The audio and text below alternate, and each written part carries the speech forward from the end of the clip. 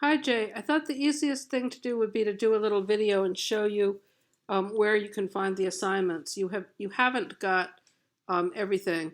Um, you're missing several of the pieces of the assignment for the first week, so I wanted to just walk you through it. So what you're going to do is go to the course blog. You can type the URL visionarywomen.edublogs.org if you use the same computer. A lot of times, because V is such an unusual letter, if you just start typing it, it'll probably pop up. Or the other way to get there, um, I'm going to show you here since you have joined the class, so that lets me get into your dashboard, and I can, which is helpful in situations like this where I want to show people how they can get around. So if you go to your dashboard, you also have a link to the class blog here. So if you went to edublogs.org and signed in to your blog, then you could get to the dashboard and get to the course blog, or you can go directly there. All right, so this semester I'm doing the assignments right in the main part of the blog. So this was last week's assignment. And I just wanted to walk you through it to see so you could see the things that you missed. Okay, so the syllabus has a brief summary of some of the assignments, but it's not the place that you want to go to get the assignments. You want to go on to this middle part of the blog. And the weeks, this one is obviously the first week, but from here on, the top of the assignment will say what week it is with the dates. Okay, so if you click on here, and it says, you know, I had to click on the title here to get to the full post. It'll walk you through the assignment. So there were some things I wanted you to read. There was some information about the course here, which you can click on this link. The idea is, I know the organization of the blog, it may take a little while to get used to, but what I'm trying to do is put everything that you need right in this post that's your assignment post. So I want you to read other things on the blog or out on the internet. The links will be here. You shouldn't have to be scouring around trying to find things up here. You can just use the links here. So this is a link to this introduction page, which is up here. The syllabus is here, as well as the paper versus screen and the information for setting up your own blog. So all of which I had asked you to read for the course. So there's a video here that shows you around the blog. If you haven't looked at that, I'd encourage you to look at that. It shows the different parts of the blog and how to navigate around. And then I did a second video that talks about how we're going to get work back and forth, how you get the assignments on the course blog, and then you'll do most of your work on your own blog. Sometimes you'll email me stuff, and then I will put comments on rough drafts on your blog, and for final drafts where I'm grading things, I'll do that through email. So this explains how things are going to go back and forth, and it may have some other little tidbits that occurred to me as I was recording it. So the work for last week is here. Okay, so read the syllabus, read the introduction, which is that link I just showed you. There was the short thing about paper versus screen, and which I just wanted students to think about how they want to use this online space, and in what cases you might want to print things out, and in what cases you might want to read them on the screen. And then writing as well. Some writing you may want to be doing on paper, whereas other things you'll be typing. I'm not trying to encourage everybody in the class to be all screen all the time. As I explain in here, I use paper, I read books, I start a writing process for any major thing that I'm writing, typically on paper rather than screen.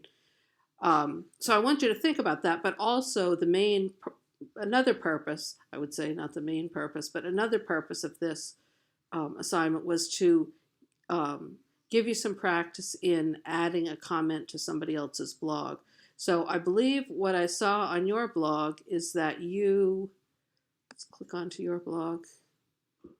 You did that thing about paper versus screen on your blog. What you were supposed to do is do it on this post, which again, the paper versus screen one is up here. Paper versus screen. There's my 2 cents. And then you go down to the bottom and you see 14 people have added their comments here. So this was just a way to give you some practice doing comments. So you would go to the bottom here, and what you can do is copy and paste what you had on the blog right here.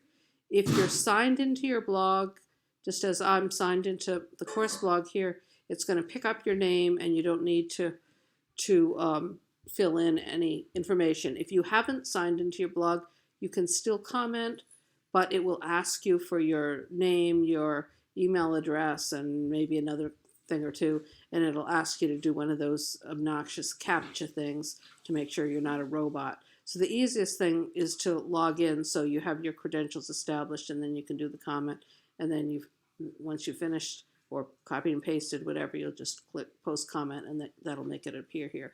So it's not a big deal. I certainly am going to give you credit for doing it, but just so you get practice doing the commenting, I'd like you to do that. Just take you a second. Okay, so let me go down here to the bottom. So that was here. I notice you do kind of have to work through this sentence by sentence to not miss anything. So then I had asked you to set up your own blog. You've clearly done that. You emailed me the link. The link is up here, so we're all set on that. And you did the join a class, so that's great.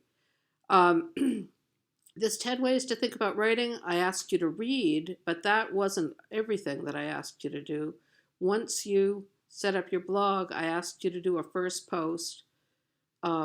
You've done the post on paper versus screen, but what I had asked was a post, chunky paragraph, 250 words or more, that talks about your history as a writer, how your attitudes towards writing. You can go off in any direction that you want, but also that responds to the essay you just read. So you want to make some mention of this essay, connect to something that surprised you or pleased you or contradicted what you'd been taught in the past about writing. So that's really what this essay is a way to kind of debunk some of the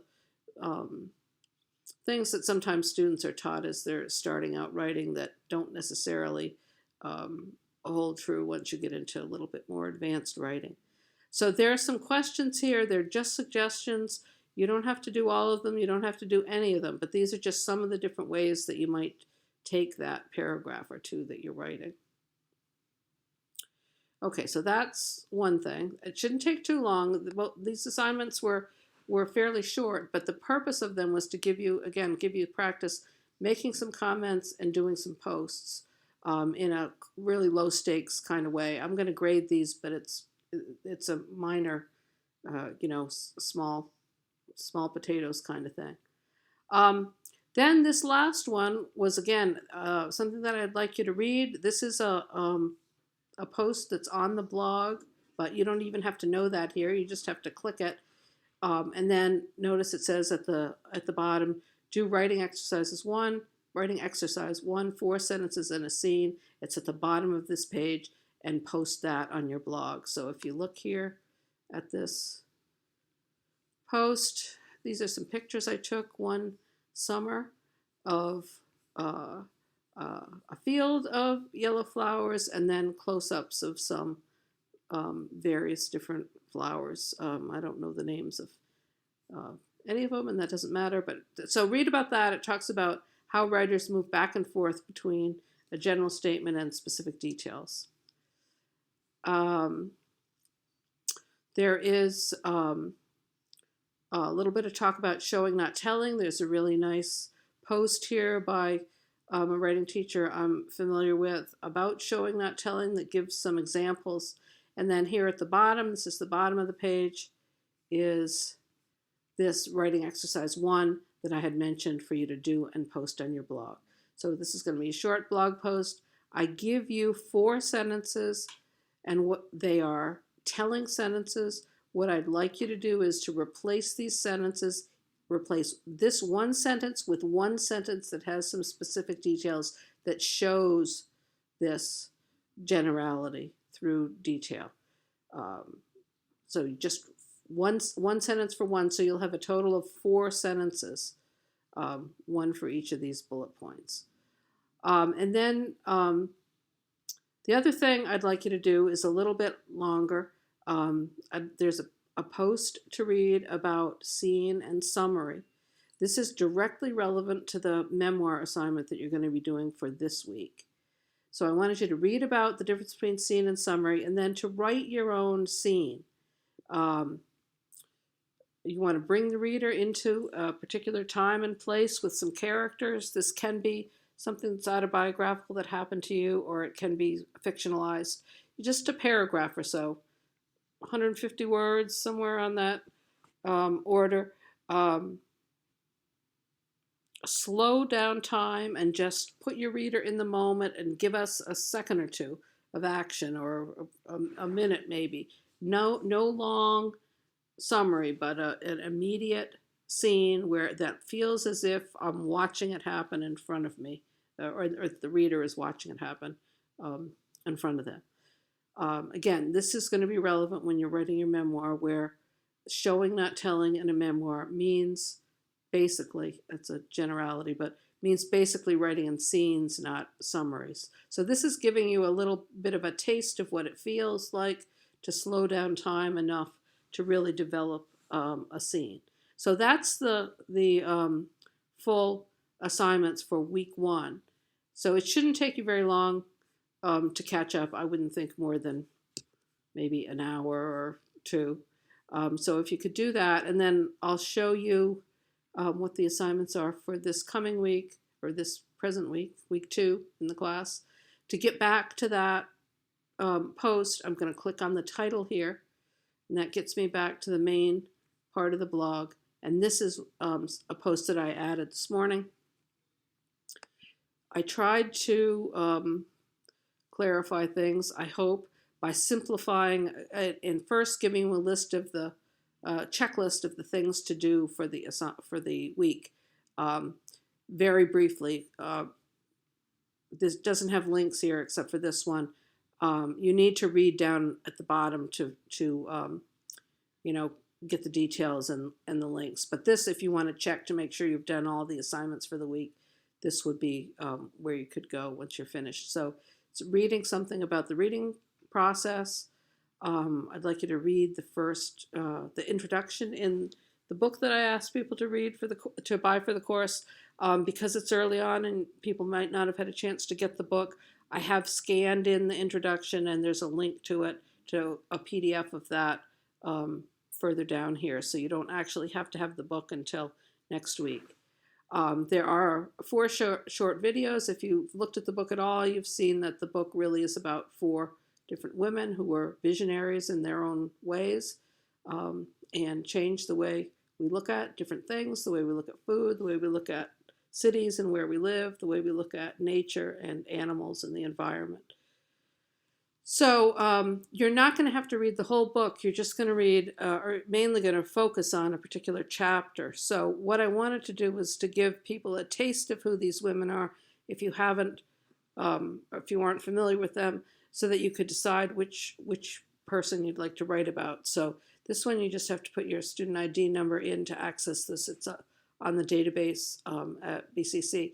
The other 3 are from YouTube, so you just click.